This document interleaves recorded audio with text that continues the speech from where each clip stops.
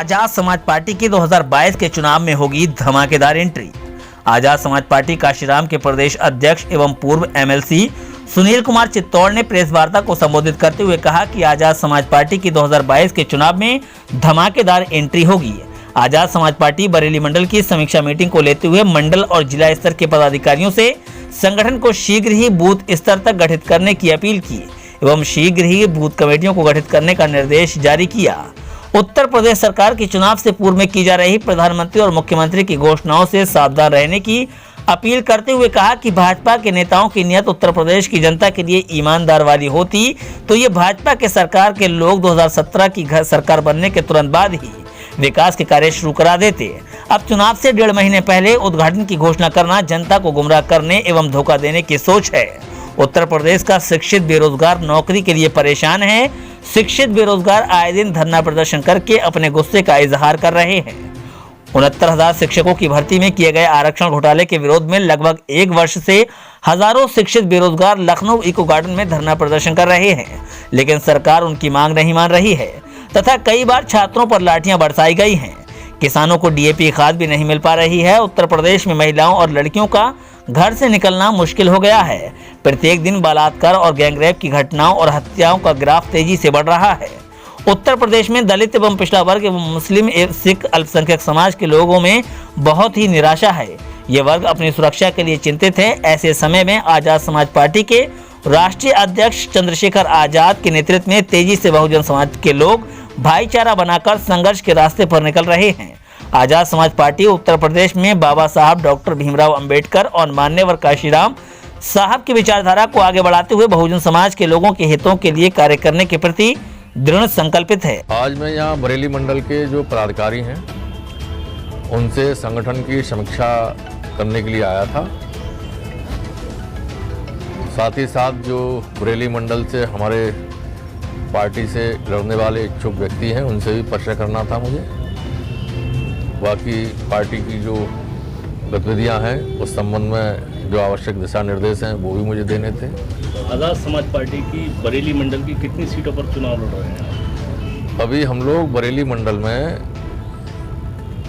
सभी सीटों पे हमारी तैयारी चल रही है। प्रत्याशी अभी फाइनल नहीं है? प्रत्याशी कुछ सीटों पे फाइनल कर दिए हैं, जैसे जो सीटें शेष रह गई हैं और हर जिले में हमारे 70% 80% लोग लगभग फाइनल हो चुके हैं।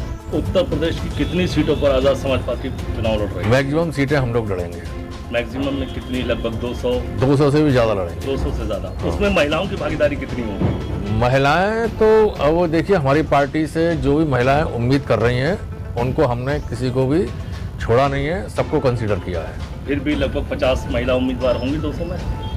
50 तो नहीं हो पाएंगी, अभी 50 नहीं हो पाएंगी। पिछले काफ़ी लंबे वक्त से देखने को मिल रहा है कि आपकी पार्टी में महिलाओं की संख्या ना के बराबर दिखाई देती है, जैसा कि आज की इस मीटिंग में भी मात्र 1 महिला दिखाई दे रही है, उसके अलावा सारे ही जेंट्स हैं। क्या कहना चाहेंगे सर? अब हमारे यहाँ बहुजन समाज के लोग हैं जो हम लोग जिन्हें जोड़कर भाईचारा बनाकर राजनीति में आगे ला रहे हैं, तो ऐसी धारणा है कि बहुजन समाज के लोगों के जो परिवार हैं, पुरुष हैं, आर्थिक रूप से बहुत ज़्यादा मजबूत नहीं है, तो महिलाएं घर के काम में ज़्यादा व्यस्त रहती हैं और पुरुष भी अपना समय, कीमती समय निकालकर बड़ी मुश्किल से आ पाते हैं। आप देख रहे हैं पिछले आज़ादी से पहले भी और आज़ादी के बाद भी, चाहे कांग्रेस की सरकार लंबे समय तक रही या अपना अन्य पार्टियां रहीं, जनता पार्टी, जनता दल, बीजेपी अब लगातार है, तो जो बहुजन समाज है जिसको हम ओबीसी कहते हैं, माइनॉरिटी कहते हैं, SC ST कहते हैं, दलित, अन्य पिछड़ा वर्ग, मुस्लिम, सिख, ईसाई कहते हैं, लगभग 85% की पॉपुलेशन है। तो ये वर्ग हजारों साल से अशिक्षित रहा। अशिक्षा के कारण इनको मानसिक रूप से विकास नहीं हो पाया, तो कोई ठोस इनका सरकार की नौकरियों में या प्राइवेट नौकरियों में या कोई ठोस बिजनेस वगैरह नहीं हो पाए, तो आमतौर पे हमारे लोग बहुत कमज़ोर हैं। अब आगामी जो विधानसभा चुनाव आ रहा है, इसमें आप अपने प्रत्याशी उतार रहे हैं, किन मुद्दों पे आप चुनाव? हमारे मुद्दे किन मुद्दों पे लेके अपने साथ? देखिए, भारतीय जनता पार्टी ने पिछले 5 वर्ष में जो वायदे किए थे उन वायदों पर वह खरी नहीं उतरी। उन्होंने नारी की सुरक्षा का वायदा किया, लड़कियों को शिक्षा देने का वायदा किया, 2 करोड़ नौकरियां प्रधानमंत्री ने बोली, उत्तर प्रदेश के हिस्से में जितनी भी नौकरी आनी चाहिए वो भी नहीं मिली। किसानों को परेशानियां हुई, किसान 1 साल से धरना प्रदर्शन करते रहे, कोई विकास के कार्य भी नहीं हुए। शिक्षित बेरोजगार, अभी भी 69,000 शिक्षकों की जो आरक्षण में घोटाला किया गया है भर्तियों को लेके, लगभग उनको भी 11 महीने हो गए कांशीराम इको गार्डन में लखनऊ में बैठे हुए हैं। कई बार वो मुख्यमंत्री जी के आवास पर गए, वहाँ लाठियाँ दे के भगा दिया। कई बार भारतीय जनता पार्टी के उत्तर प्रदेश के कार्यालय में गए, वहाँ भगा दिया।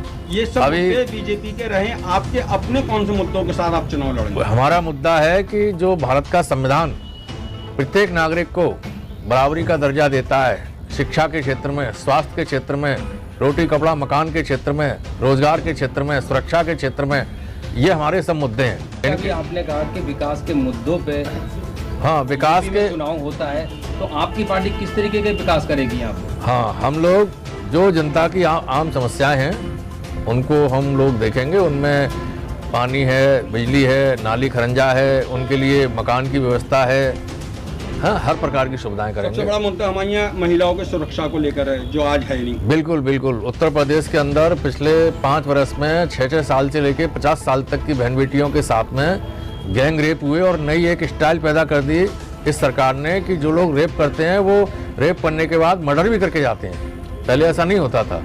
तो ऐसे लोगों के खिलाफ हमारी सरकार में हम लोग भागीदारी करेंगे और पावर हमारे हाथ में आएगी तो हम मुख्य रूप से महिलाओं की, लड़कियों की सुरक्षा का विशेष इंतजाम करेंगे और शिक्षा का विशेष इंतजाम करेंगे। जो मेडिकल कॉलेज की पढ़ाई है, इंजीनियरिंग कॉलेज की पढ़ाई है, उसको फ्री देंगे सभी कास्ट के बच्चों को।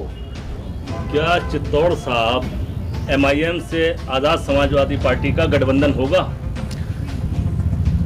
ये जो हमारी राष्ट्रीय कोर कमेटी है वह तय करती है पार्टी की पॉलिसी कैसे तय करनी है। इसमें जो बहुजन समाज के हितों को ध्यान में रखकर हम लोग आगे बढ़ रहे हैं। चाहे वो ओवैसी साहब की पार्टी हो, चाहे वो बाबू सिंह कुशवाहा साहब की पार्टी हो, जन अधिकार मंच, चाहे वो अन्य कोई पार्टी हो, समाजवादी पार्टी हो। सपा में चले गए? नहीं, कुशवाहा साहब अपनी जन अधिकार पार्टी बना के संघर्ष कर रहे हैं, सपा में नहीं गए हैं। अलायंस हो गया है उनका।